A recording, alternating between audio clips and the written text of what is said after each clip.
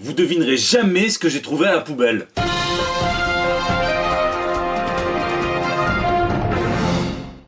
Ouais, je rentrais de soirée, un type, il était 3 h du matin, un type qui avait un masque, il était barbu du sourcil, il jetait plein de costards comme ça a l'air d'être un petit peu de la qualité en plus. Donc je me demande qui c'est qui pourrait bien jeter des costumes à la poubelle, je sais pas. En tout cas, moi j'ai récupéré. Bon, cette semaine, une actu ultra chargée, une actu ciné, une actu télé, mais tout ça c'est hérité du comics, donc on va faire en sorte de remonter l'héritage, et tout de suite, ce sont les news de la semaine.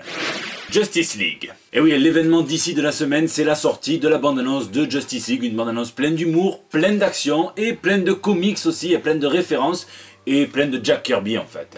En premier plan, les fameuses Mother Boxes, les boîtes mères créées par Jack Kirby dans Forever People en 1971. C'est dans des espèces d'ordinateurs dotés de conscience qui ont été inventés par le scientifique d'Apocalypse Immense avec l'élément X. Et là où Kirby a été malin, c'est qu'il a toujours gardé un petit peu de mystère au sujet de l'étendue des pouvoirs. Du coup, elles sont virtuellement omnipotentes.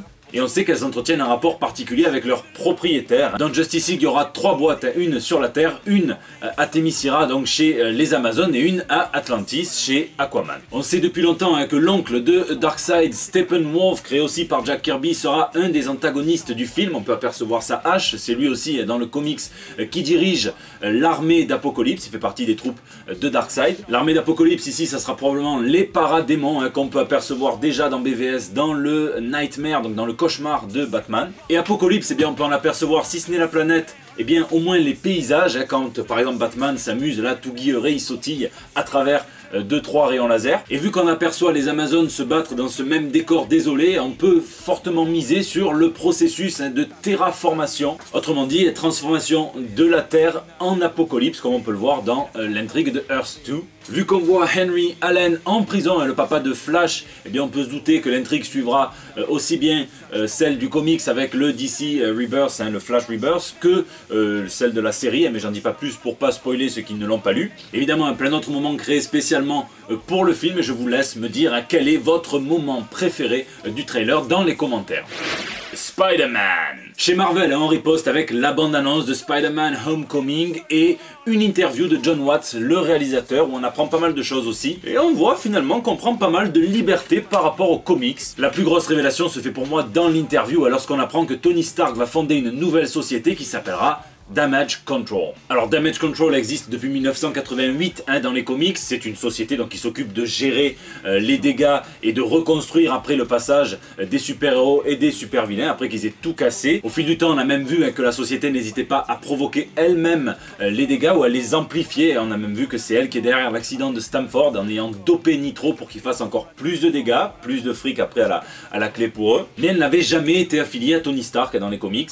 Et du coup là ça serait l'entreprise du côté du bien face à celle d'Adrian Toomes, le vautour, qui sera une entreprise un petit peu escroc, qui en profite pour ramasser divers objets. On risque d'avoir certains caméos d'objets des films précédents. Donc elle aussi une entreprise qui s'amuse à récupérer des trucs après les combats des super-héros. Et apparemment c'est avec la création de l'entreprise de Stark que se créerait le vautour. Niveau costume, on retrouve Jack Kirby et Steve Ditko à la réalisation donc de ce petit logo là, tout compact et tout mignon, qui a été transformé aussi pour l'occasion en Spider-Drone. Et on nous promet aussi plein d'autres gadgets cool créés pour Peter par Tony. Tellement de gadgets cool qu'on en oublierait presque que Peter n'a jamais eu besoin de Tony Stark dans les comics pour créer ses costumes et ses gadgets, et qu'il a longtemps fait partie du classement des esprits les plus brillants de chez Marvel Comics. Tiens, d'ailleurs, on pourrait croire que le fait que Tony Stark donne un costume à Peter Parker nous rappelle un petit peu la trame pré-Civil War et l'Iron Spider. Mais là aussi, pif, on apprend que Papa Stark enlève le costume du méchant garçon Spider-Man, lui confisque parce qu'il a été mauvais, méchant, pas bien. Donc comment est-ce qu'il va faire pour le surveiller et tout ça? On est sûr qu'il va trouver un moyen, c'est Stark. En tout cas, j'espère que ça sera tout pour Tony Stark, et qu'on va voir un petit peu Spider-Man se développer en solo. On va voir, quand il va lui confisquer le costume, tout le potentiel de ce jeune adolescent. Un jeune adolescent qui va prendre son pied à combattre le crime, donc essayer d'oublier de suite un esprit soucieux du jeune Peter Parker des comics des années 60. Mauvaise nouvelle, le film Venom produit par Sony, annoncé comme un film d'horreur, science-fiction et action, n'aurait aucun lien avec le MCU, voire aucun lien avec Spider-Man tout court. Et là je me dis bon, pourquoi? Ah ouais. Pareil, je vous laisse me dire ce que vous avez kiffé ou pas kiffé de ce trailer dans les commentaires. Ego. James Gunn a dit qu'on allait pouvoir voir les plus gros effets spéciaux visuels jamais vus au cinéma dans son second opus, donc des Gardiens de la Galaxie, avec Ego, la planète vivante, le papa de Star-Lord, qui sera donc joué par Kurt Russell. Et on en revient à Jack Kirby, puisque c'est lui qui crée la planète Ego dans les pages de Thor 132 en 1966. Ego, c'est le résultat de la fusion entre une planète et une étoile en mode supernova, une planète vivante donc, dotée de pouvoirs incommensurable. Alors évidemment, ils n'ont pas choisi Kurt Russell pour incarner simplement une espèce de grosse boule qui parle, non, puisque la planète peut générer des humanoïdes et donc on verra Kurt Russell en pied.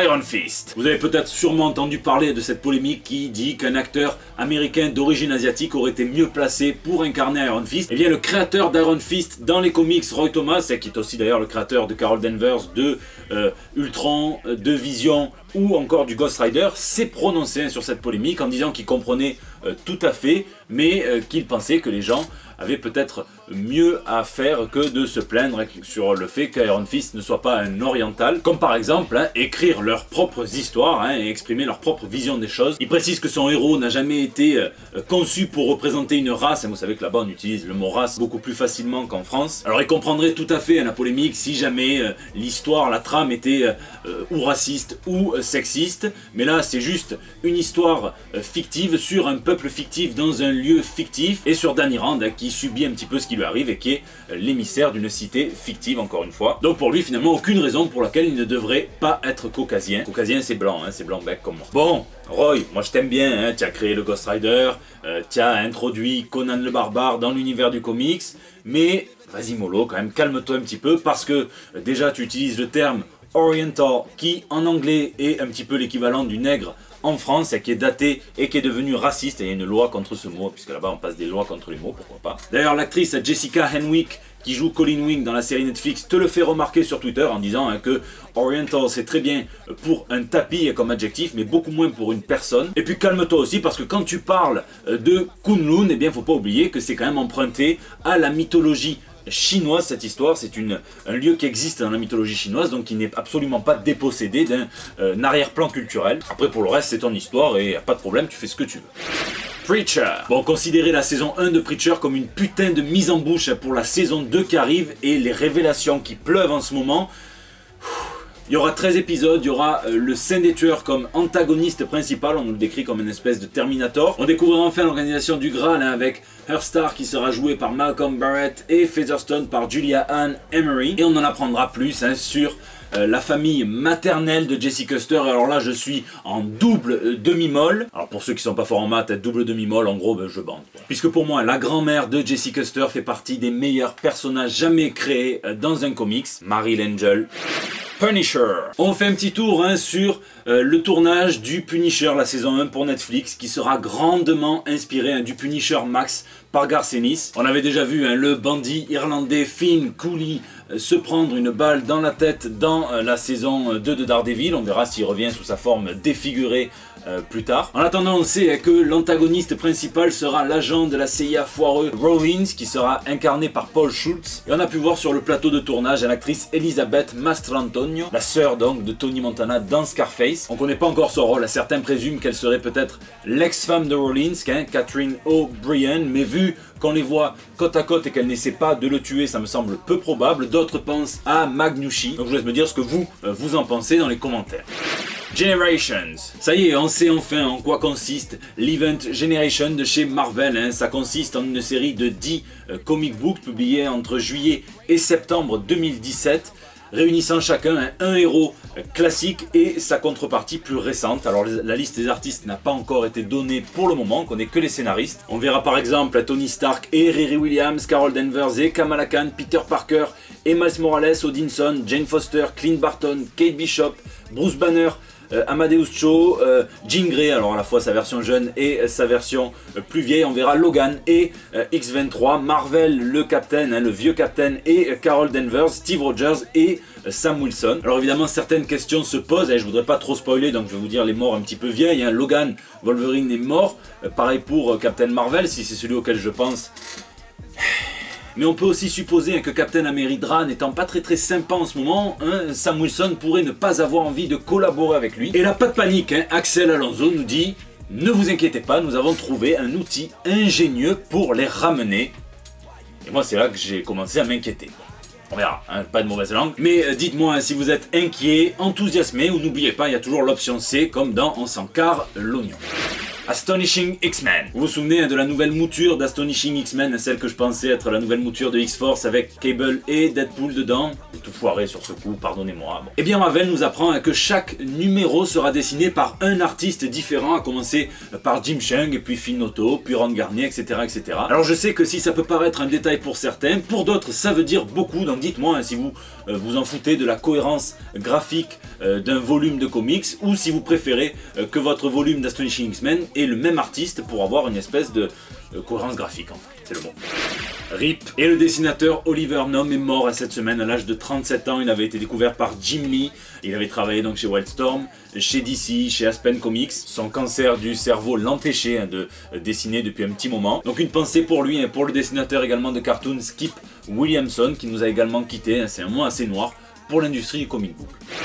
C'est la fin de ce JT, je remercie évidemment John qui m'a envoyé un colis, alors un colis rempli, moi je ne m'attendais pas à ça, un petit colis rempli de goodies de la Emerald City Comic Con, ça m'a fait super plaisir. J'ai mis le nœud papillon ici mais on ne le voit pas du coup parce qu'il y a la barbe. Voilà. Je vous remercie à tous pour vos petits mots, pour vos petites attentions, vous êtes merveilleux. Vous pouvez venir échanger avec moi sur Twitter, sur Facebook, sur Instagram, sur YouTube, dans les commentaires. Vous pouvez aussi m'y laisser vos petits messages pour le bandeau. N'oubliez pas, lisez, lisez et lisez. Rendez-vous bien dès la semaine prochaine pour des nouvelles toutes fraîches. Demi-molle plus demi-molle égale...